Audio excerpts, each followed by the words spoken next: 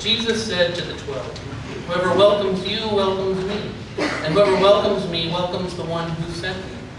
Whoever welcomes a prophet in the name of a prophet will receive a prophet's reward. And whoever welcomes a righteous person in the name of a righteous person will receive the reward of the righteous. And whoever gives even a cup of cold water to one of these little ones in the name of a disciple, truly I tell you, none of these will lose their reward." The Gospel of our Lord. Praise to you, O Christ. You may be seated.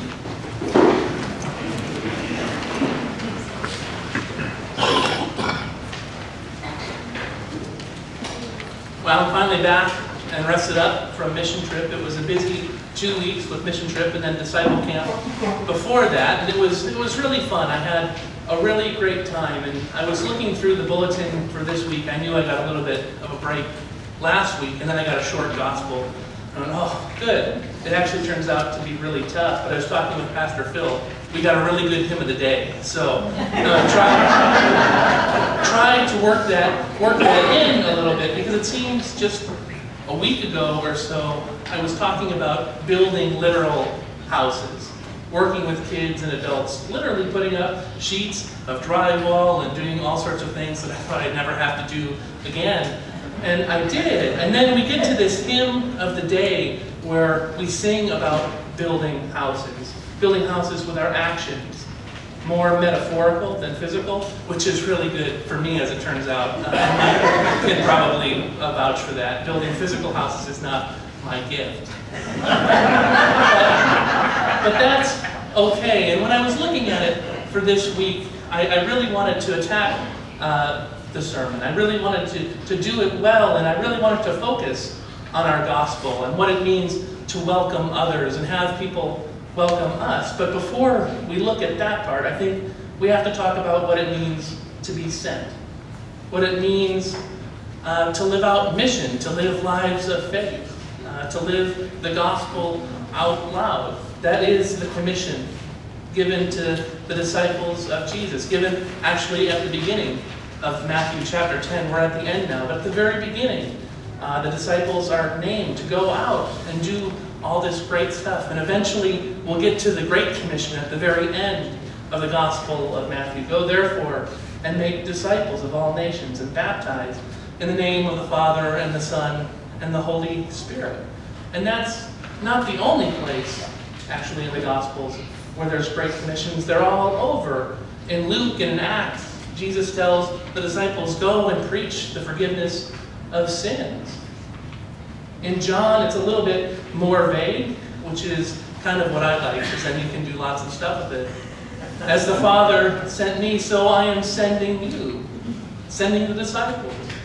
Or maybe we can even look at it from the perspective of the Old Testament, from the reading in Jeremiah that we heard today. We are called to be prophets of peace.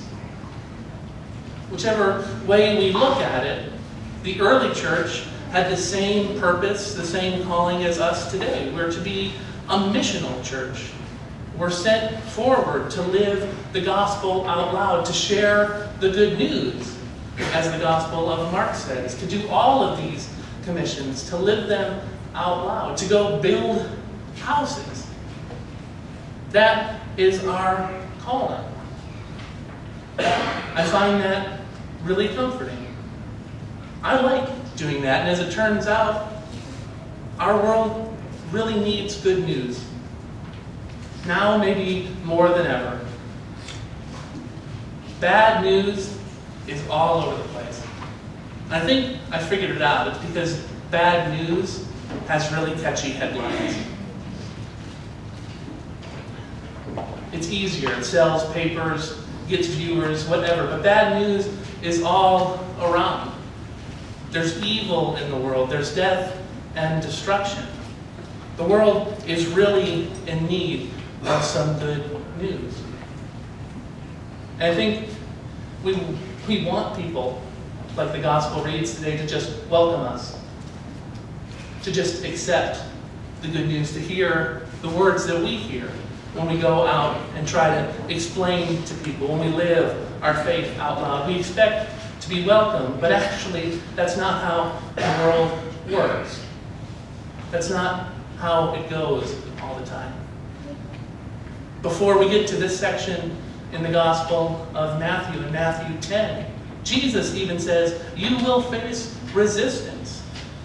We have to start admitting that. And sometimes part of welcoming, living this life of a disciple, is welcoming the challenges that come along with it. Realizing there's going to be resistance. There might even be hate and anger. You might disagree with people sitting in the pews or the chairs or the folding chair, whatever, right next to you. It's amazing, really. We were talking yesterday at men's breakfast about divisions in the world. And I think it's truly a great illustration of what welcoming means. When you sit in this place and you sit next to people that maybe you don't know very well or at all, but quite possibly you guys could disagree on everything. Politics, economics, social issues, whatever. You may disagree with everybody. And for the stuff that we can agree on, maybe this religion, this Lutheran thing, the church down the street doesn't. But where religion and politics divide us, it's this mission, the gospel, that draws us together. It brings us back together because mission, discipleship, faith, it's all about humanity. It's about the way we relate to one another, how we serve one another in love, how we welcome those who are different than us, and how people who disagree with us welcome us in return. Can we commit to living that mission? I was reflecting this week on the sermonettes that some of the kids gave last week. I thought it was really great that they remembered what I had told them when I said, your lives are mission trips. That is really great for a preacher, especially when you do it for 5 minutes around a pool in San Antonio. The fact that they remembered touched me. And they came back here and they said that they'll remember that forever. But then they went further and they said, thank you to all of you people sitting out here. This past 6 months or so has been an excellent, wonderful adventure down here. But the home church where I grew up has lost 4 pillars of the church. 4 people who I grew up with, who were sitting where you guys are. I could tell you where they sit and why they sit there and how long they've sat. 4 of them.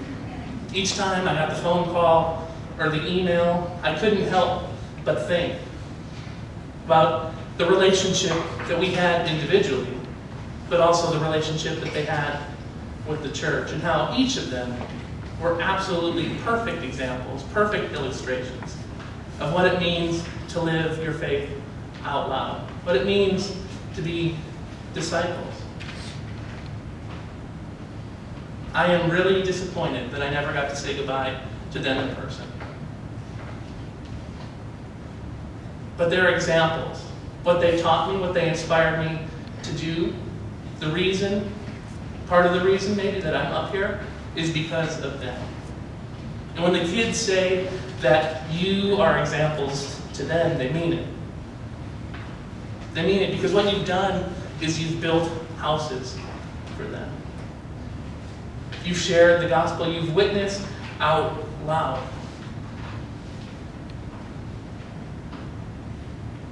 When you witness out loud, you can change the world.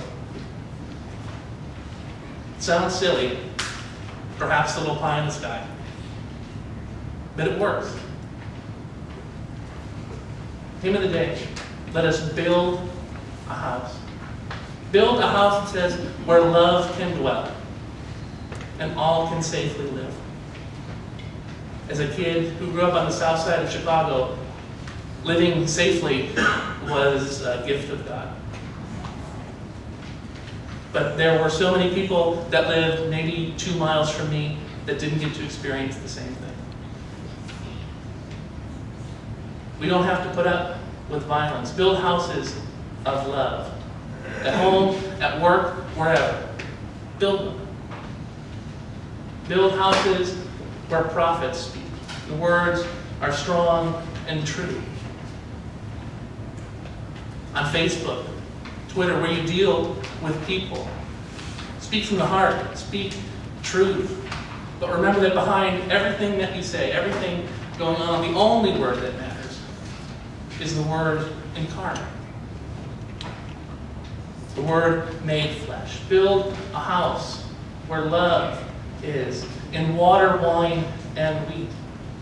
Use your x-ray vision and look to the left, through the wall. You guys got this one right on the head. Literally building a new house, a new sanctuary, where this community can celebrate all the great things you do. Where you can give thanks to God for being examples, being witnesses of mission. And every Sunday or Wednesday night or whenever you're fed and nourished in that sanctuary, go out.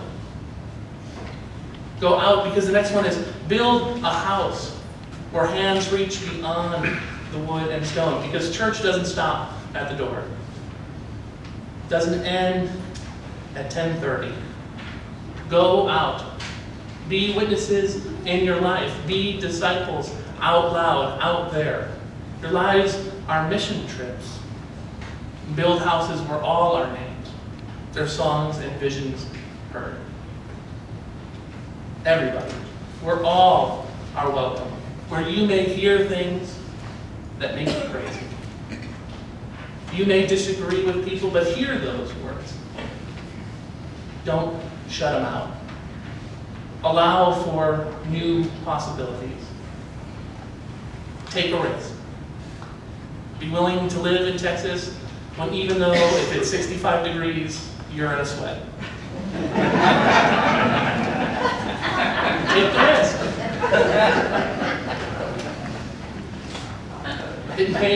It may honestly be easier to give up. I think that's what the reading in Romans is all about. Just give in to the pressures against this, to not do it. But your lives are mission trips. You are examples to the people sitting next to you, the people out in the world. You have been called by name to be disciples of Christ, to live your lives out loud. Hear the call. Be willing to take on that challenge. And welcome and embrace the challenge and joy that comes with living your lives full of good news. And go build some houses.